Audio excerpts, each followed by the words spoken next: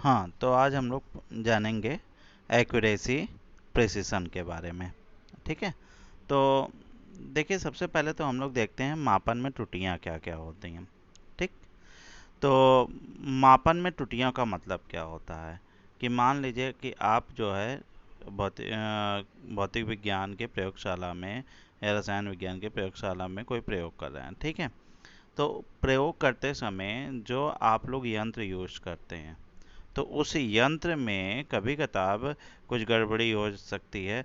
गड़बड़ी का मतलब क्या है कि जैसे उसमें डस्ट हो सकती है, डस्ट लग सकती है। इसके अलावा जब आप प्रयोग कर रहे हों तो हवा वगैरह चलने के वजह से मापन में कुछ गड़बड़ी आ जाती है, मापन में त्रुटियां आ जाती हैं। तो मापन में त्रुटियां होता क्या है कि जो आप लोग मान निकाल रहे हो उसमें अनिश्चितता आ जाती है। इसी अनिश्चितता को हम लोग त्रुटि कहते हैं। इस अनिश्चितता को क्या कहेंगे? त्रुटि कहेंगे। तो मापित मानों में जो अनिश्चितता आती है उसी को हम लोग क्या कहते हैं? त्रुटि कहते हैं। अब देखिए, यहाँ पे जो अनिश्चितता होती है ये दो कारणों मतलब जब हम बात करते हैं अनिश्चितता, तो इसके दो कारक हो सकते हैं। कौन कौन से हो सकते हैं? सबसे पहला होता है यथार्थता। यथार्थता जिसे हम लोग एक्यूरेसी कहते हैं। तो यथार्थता का मतलब क्या है कि जैसे आप लोगों ने कोई प्रयोग किया। हाँ, प्रयोग करने के पश्चात आप लोगों ने एक मतलब जैसे हम मानते हैं कि मान लीजिए विरंजक चूर्ण है। यहाँ पे एक प्रयोग के थ्रू मैंने बताया विरंजक चूर्ण का एक नमूने में 29.32% क्लोरीन है। ठीक है। और अब इसमें मैंने क्या बताया? विरंजक चूर्ण का माने CaOCl2 का। ठीक है। विरंजक चूर्ण का एक नमूना लिया गया है जिसमें कितना क्लोरीन है? 29.32% क्लोरीन है। अब इसको जब हम लोग प्रयोग करते हैं तो जो है इस नमूने को दो विधियों द्वारा जब विश्लेषण किया जाता है, अलग अलग विधियों द्वारा, तो एक बार इसका जो मान है वो क्या आता है? 29.62 आता है। और एक बार आपका जो मान आता है वो कितना आता है? 29.74। 29.74%। ठीक है। तब आपको कैसे मालूम करना पड़ेगा कि कौन सा मान हमारा ज़्यादा सही है?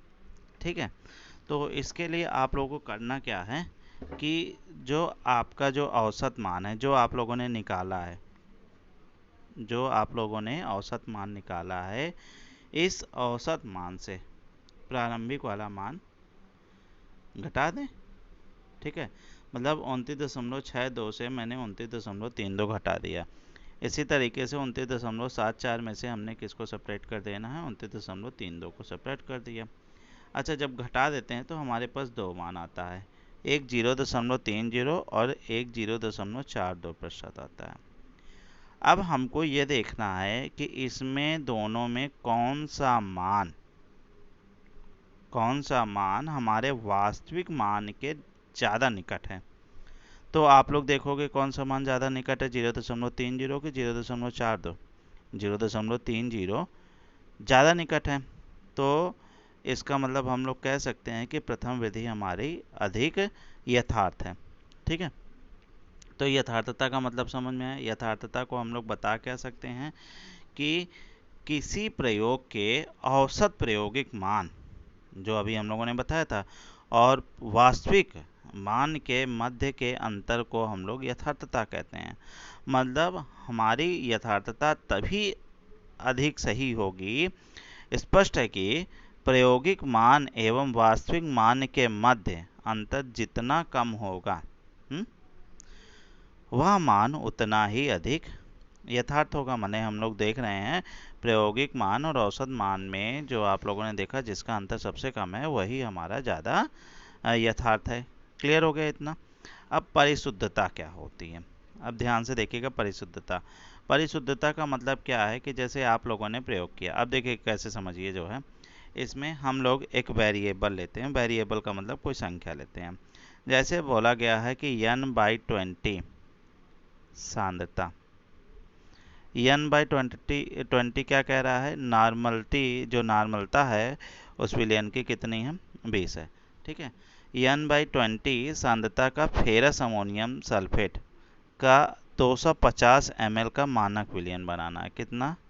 250 ml का मानक विलयन बनाना है। ठीक है, समझ में आ रहा है? तो यहाँ मैं लिख दे रहा हूँ N/20 के 250 ml का एक स्टैंडर्ड विलयन बनाना है। ठीक है, जिसके अब 250 ml का जो मानक विलयन बनाना है, तो इसके लिए हमको मानक विलयन बनाने के लिए हमको कुछ मात्रा तो लेनी पड़ेगी कि 250 ml बने। चलिए, मात्रा जो हमको लेनी थी मतलब 4.8924 ग्राम लेनी थी। मतलब 4.8924 ग्राम को जब हम लोग घोलते हैं तब हमारे पास 250 ml का N/20 का विलयन प्राप्त होगा। ठीक है, अब अलग अलग छात्र हैं प्रयोगशाला में। अब तीनों छात्रों ने प्रयोग को किया जो है, अब उनको दे दिया गया कि भैया ऐसा है, लो यौगिक और इसको तौल लो तुम लोग जो है। अब सभी ने तौलना शुरू किया। अब कोई ज़रूरी नहीं कि सभी जो है एकदम एक्यूरेट तौल लें, 4.8924 ग्राम ही तौल लें। अब देखिए, सभी का जो तौल है या माप है उसकी अलग अलग। छात्र ए का जो प्रथम मापन है, जब वो पहली बार मापता है तो उसका मान कितना था? 4.8946। दोबारा मापता है 4.8986। तिबारा मापता है तो 4.8976। माने उसका कुल औसत अगर हम लोग देखें तो औसत निकाल सकते हो आप लोग, टोटल को जोड़ करके भाग दे दोगे। ठीक, औसत इसका निकलता है 4.8969।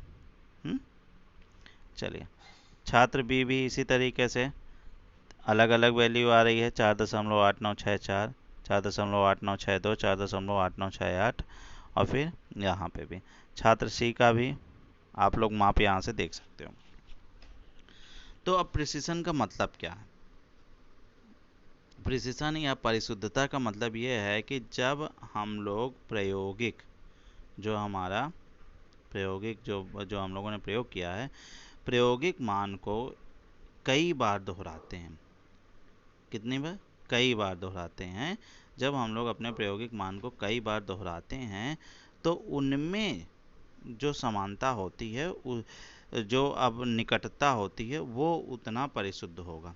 मतलब जैसे मान लीजिए कि किसी छात्र ने मापा होगा, यहीं ऐसे ही समझिए। अच्छा, चलिए इसी में से मैं बता दे रहा हूँ।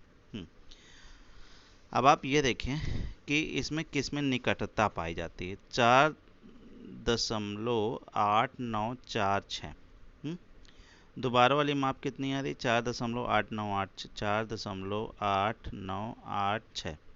अगली बार जो मापता आ रही 4.8976। अब आप देखो, 4, 6, 8, 6, 7, 6 कितना दूर है अब मान एक दूसरे का। इसी तरीके छात्र बी वाला भी देख लो, 4.8964, 6268, मतलब 64, 62, 68, काफ़ी कुछ पास पास था। खैर, छात्र सी का हम लोग देखते हैं। तो छात्र सी में हम लोग देख सकते हैं 4.8922 माने 22, 24, 24। ज़्यादा किस में निकटता देखने को मिल रही है? आपको इसी वाले में देखने को मिले 4.922, 4.8924, 4.8924। मतलब परिशुद्धता क्या होती है कि जब जो है किसी माप को कई बार मापा जाए और कई बार मापने के बाद उसमें जो निकटता होगी वही उसकी परिशुद्धता कहलाएगी। मतलब हम लोग कह सकते हैं सबसे परिशुद्ध माप किसकी आ रही है? छात्र सी की आ रही है। लेकिन अभी एक्यूरेसी में आ जाएंगे तो अब एक्यूरेसी में क्या होता है, अभी आप लोगों ने देखा था कि जो वास्तविक मान था और प्रायोगिक मान था दोनों को आपने घटा दिया था, और जो ज़्यादा निकट आ रहा था वही हमारा क्या आ रहा था? एक्यूरेसी आ रहा था। ठीक है, अब आप देखो जरा सा, 4.8969, 4.8924 बहुत दूर है, क्योंकि अभी मैंने बताया था कि जो प्रायोगिक मान है, औसत मान में से वास्तविक मान घटा दो तो वही आ जाएगा ना आपके पास, जितना कम वैल्यू आएगी। तो अब घटा दो इसको, तो इसको मतलब आप लोग क्या लिखोगे? ऐसे लिखोगे ना, देखो 4.8969 माइनस 4.8924, दोनों को सब्ट्रैक्ट कर दोगे सब्ट्रैक्ट कर दोगे इसी तरीके से इसको वास्तविक मान से, इसको भी वास्तविक मान से सब्ट्रैक्ट कर दोगे, जिसकी वैल्यू सबसे कम आएगी वो हमारा अधिक परिशुद्ध होगा। तो अब देखिए जब आप लोग सब्ट्रैक्ट करोगे तो बी वाला काफ़ी कुछ पास आएगा, ए वाला तो बहुत दूर चला जाएगा, इसी तरीके से सी वाला जो है और अधिक निकट होगा। तो हम लोग कह सकते हैं जो छात्र सी का जो मान होगा वो अत्यधिक है। भाई परिशुद्ध तो है ही है, प्रिसिशन तो आप लोगों ने देखा, एक्यूरेसी भी होगा। क्यों होगा देख लीजिए। जो है जब जैसे मानते हैं कि लंबाई का वास्तविक मान 4.568 सेंटीमीटर है, एक प्रयोग में 0.1 सेंटीमीटर अलग यंत्र से मापा गया मीटर स्केल पर प्रयोग करके। ठीक है। अब देखिए इसी का मान 3.4 सेंटीमीटर मापा गया दूसरे प्रयोग में। अब दूसरे प्रयोग में अगर हम लोग देखें तो आप लोग यहाँ पे पहले दूसरे प्रयोग में 0.01 सेंटीमीटर विभेदन वाला यंत्र जैसे वर्नियर कैलिपर का प्रयोग करके इसका मान कितना मापा गया, 3.36 मापा गया। अब पहली वाली माप अगर आप लोग देखो तो पहले वाले में क्या है, 4.568 सेंटीमीटर है। ठीक है। और मीटर स्केल 0.1 सेंटीमीटर वाले मीटर स्केल का प्रयोग करके इसका जो वैल्यू मापा गया 3.4 सेंटीमीटर मापा गया।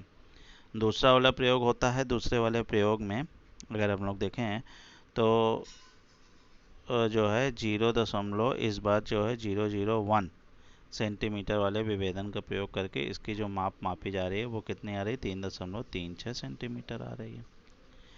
अब एक्यूरेसी और प्रिसिशन हमको देखना है यहाँ पे। अब आप देखो जो है कि पहली माप की यथार्थता क्या है, अधिक है। क्यों अधिक है, क्योंकि भैया आपका मान कितना था, 4.568। दूसरे वाले में तो वैल्यू और दूरी चली गई 3.36 और पहले वाले में तो पास है, माने परिशुद्धता तो इसकी अधिक है जो है, यथार्थता तो इसकी अधिक है, लेकिन अब परिशुद्धता हम लोग देखें तो परिशुद्धता कम होगी। लेकिन दूसरे वाले में देखें तो दूसरे वाले में भाई इसका मान अलग अलग है ना, एक बार 0.1 लिया गया, 0.01। ठीक है, अलग मापक यंत्र का प्रयोग कर किया गया। तो कई बार जब माप लिया गया तो कई बार माप लेने के बाद जो उसमें निकटता होगी वो उसकी परिशुद्धता होगी। तो परिशुद्धता बी वाले की परिशुद्धता अधिक होगी, लेकिन एक्यूरेसी उसकी कम है। तो इसको केवल ऐसे समझ लीजिए कि एक्यूरेसी जो होता है वो जो प्रायोगिक मान होगा वास्तविक मान के जितना निकट होगा वो उसकी एक्यूरेसी होगी। लेकिन प्रिसिशन क्या होगा, जब किसी माप को कई बार मापा जाता है, माप को कई बार मापते हैं तो उनमें जो निकटता होगी वो प्रिसिशन। हालांकि दोनों का रिलेशन काफ़ी अलग अलग है। ठीक है। तो अब देखते हैं हम लोग परिभाषा इसकी परिशुद्धता की क्या होती है। देखिए जब किसी परिवर्ती, अभी आप लोगों ने देखा था ना नंबर को, जो है कौन सा नंबर था, यहाँ था ना 4.8924 ग्राम को तौलना था। तो जब किसी परिवर्ती या वेरिएबल का मापन कई बार किया जाता है तो प्रत्येक बार भिन्न भिन्न परिणाम प्राप्त होते हैं, क्योंकि प्रत्येक बार मापन में कुछ ना कुछ प्रायोगिक त्रुटि विद्यमान रहती है। ठीक। अतः किसी परिवर्ती का कई बार एक समान माप करने पर प्राप्त परिणामी मानों की समीपता, हमने बताया ना कि जो परिणामी मान होगा उसमें कितनी समीपता होगी, समीपता में संबंध ज्ञात करने हेतु परिशुद्धता का प्रयोग करा जाता है। तो समझ में आ गया होगा। चलिए अब नेक्स्ट टाइम पे मैं डाल्टन का परमाणुवाद आप लोगों को एक्सप्लेन कर दूंगा।